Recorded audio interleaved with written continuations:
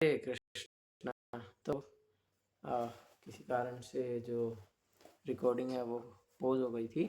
तो हम चर्चा कर रहे थे सामान्य तपस्याओं के बारे में, जिसमें हमने सबसे पहले चर्चा किया ब्रह्मचर्य के बारे में कि हमें ब्रह्मचर्य का पालन करना चाहिए, और दूसरा था मनोनिग्रह, जिसमें हमने निग्रह शब्द को चर्चा किया कि एक बाउंड्री बना देना मन के लिए कि मन इतना ही सोच सकता है, उससे अधिक नहीं सोच सकता है, या किसी एक पर्टिकुलर विषय के बारे में मन को नहीं सोचना है। इस प्रकार से मनोनिग्रह, इसको मनोनिग्रह कहा जाता है कि हम हमेशा अपने मन को चेक करते रहेंगे कि भाई वो जो है उस विषय में जैसे ही चिंतन करने लगेगा तो उसको खींच करके वापस लाना, नहीं तुम इस विषय में नहीं सोच सकते हो।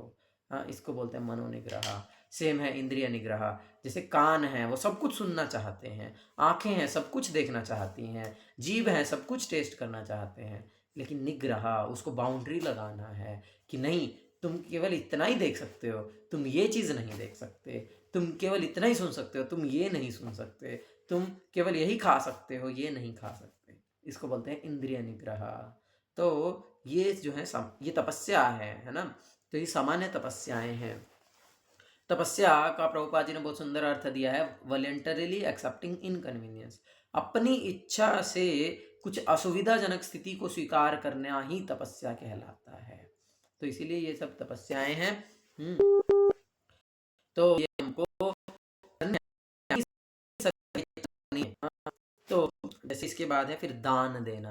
अब दान देना तपस्या है। व्यक्ति पूरा दिन मेहनत करके कमाता है ना, अपने हार्ड लेबर से बहुत मेहनत करता है कमाने के लिए, और कमाए हुए धन को दान में दे देना, तो ये जो है वास्तविकता में तपस्या है। श्री रूप गोस्वामी तो बोले हैं कि व्यक्ति जो भी कमा रहा है उसे अपना 50% अपनी कमाई का हिस्सा जो है वो कृष्ण भावनामृत के प्रचार में दान देना चाहिए।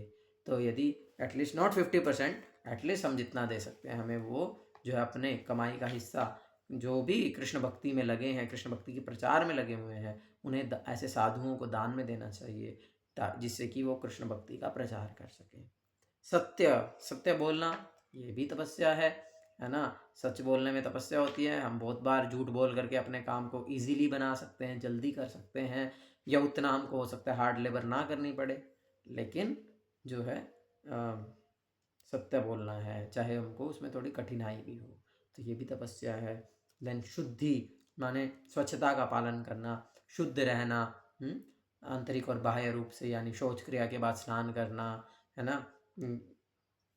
चाहे सर्दी है चाहे गर्मी है, सुबह सुबह उठने के बाद नहाना, धुले हुए साफ कपड़े पहनना, तो इस प्रकार से शुद्धि का ध्यान रखना, इसमें भी तपस्या है। और योगासन करना, विभिन्न प्रकार के योगासनों का अभ्यास करना, ये भी तपस्या होती है ना। अभी तो हमारा जो पोजीशन है वो बहुत फ्लिकरिंग हो गया है ना। और जब से स्पेशली ये रील्स का सिस्टम आया है 30 सेकंड का, है ना, हर एक मतलब we can not even stay at a video for 30 seconds. 30 second से ज़्यादा हम एक वीडियो पर रुक नहीं सकते। अब हमको 30 सेकंड में पूरा ज्ञान चाहिए, हमको कोई रेसिपी देखनी है, हमको कोई प्रॉब्लम का सोल्यूशन देखना है, कुछ भी देखना है, तो अगर अब ये आप लोगों ने नोटिस भी किया होगा, जब से रील्स आए तो हम लॉन्ग वीडियो नहीं देखते हैं।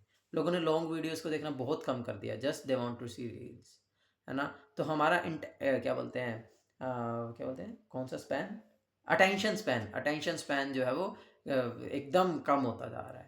तो योग आसन जब करते हैं तो एक ही आसन में बहुत समय तक बैठना, तो उससे हमारा अटेंशन स्पैन बढ़ता है, तो ये तपस्या है ना।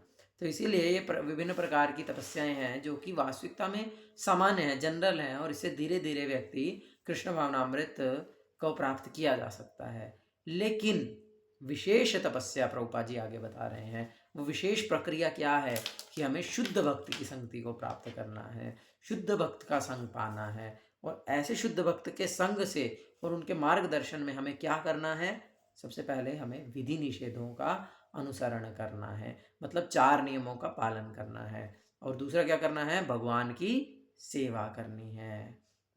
तो शुद्ध भक्त के संग में और शुद्ध भक्त के मार्गदर्शन में, तो जो है हमारी ये जो सुप्त कृष्ण भावनामृत है ये बहुत ही शीघ्र जो है विकसित हो जाएगी।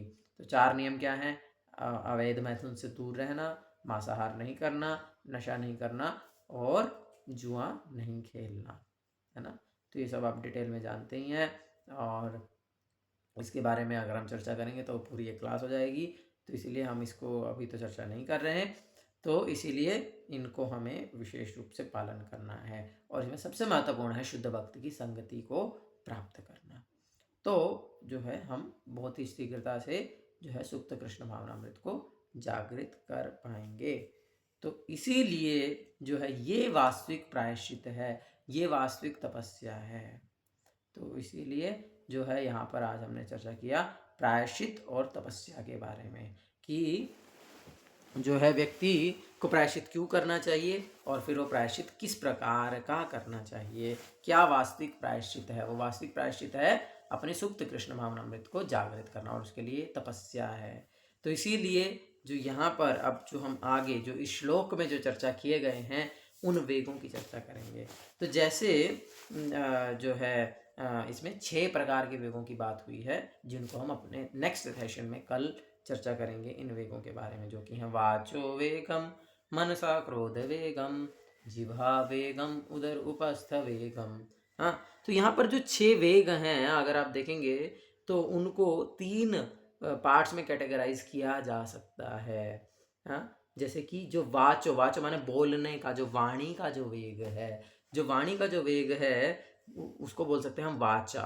हाँ, और जो मन और क्रोध का जो वेग है, यहाँ पे अनुवाद भी ले लेते हैं, तो मन और क्रोध का जो वेग है ये क्या है, ये मनसा, ये मन की क्रियाएं हैं। और जो जिह्वा, उदर और उपस्थ माने जीभ, पेट और जनन इंद्रियां, इनके जो वेग हैं इन्हें हम कह सकते हैं कर्मणा।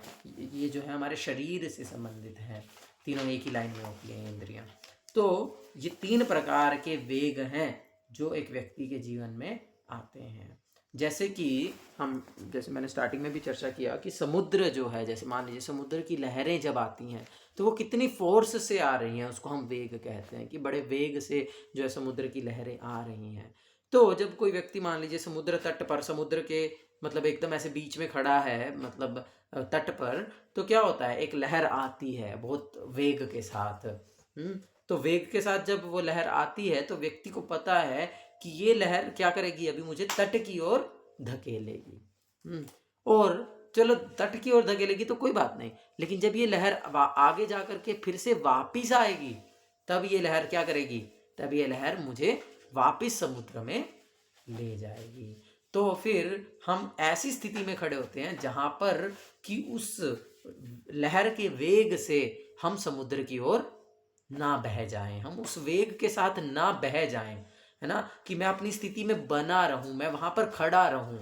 हम ऐसी जगह पर रहते हैं। जनरली जो समुद्र तट पर गए हैं वे इस बात को अनुभव बहुत अच्छे से किए हैं। हम लोग तो बहुत जगह पर समुद्र के पास गए हैं, तो हम इस बात को प्रैक्टिकली अनुभव किए हैं कि हम बहुत ज़्यादा आगे जाकर के समुद्र में नहीं चलते हैं, इतना चलते हैं कि उसका पानी जो है पैरों पे आकर के लगे ठंडा ठंडा, लेकिन इतना है कि उससे हमारी स्थिति बनी रहे, हम उसके वेग से खींच करके हम ना चले जाएं। तो उसी प्रकार से जो ये 6 प्रकार के वेग हैं वो हमेशा हमारे जीवन में आते रहते हैं। जैसे समुद्र में लहरें हमेशा आती रहती हैं, उसी प्रकार से ये 6 प्रकार के वेग हमारे समुद्र में, हमारे मन में, हमारे जीवन में आते रहते हैं। तो फिर हमको क्या करना है, हमको अपने आप को ऐसी स्थिति पर लाना है जिससे कि हम विचलित ना हो। हमको अपने आप को ऐसी स्थिति में लाना है जिससे कि ये वेग हमको खींच करके माया में या इस संसार सागर में फिर से ना डुबाए। तो इसीलिए हम कल के सेशन से प्रारंभ करेंगे, इस एक एक वेग को डिटेल में चर्चा करेंगे। हरे कृष्णा कृष्ण कृष्ण हरे हरे, हरे राम राम राम हरे हरे। जय श्री रूप गोस्वामी पाद की जय, श्री उपदेशामृत ग्रंथ की जय, श्रील प्रभुपाद की जय, स्वामी श्रील गुरु महाराज की जय। निताय गौर प्रेमानंदे, हरि हरि बोल। किसी को कुछ प्रश्न है तो पूछ सकते हैं।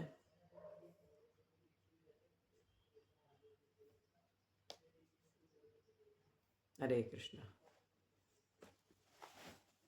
किसी को कुछ डाउट है?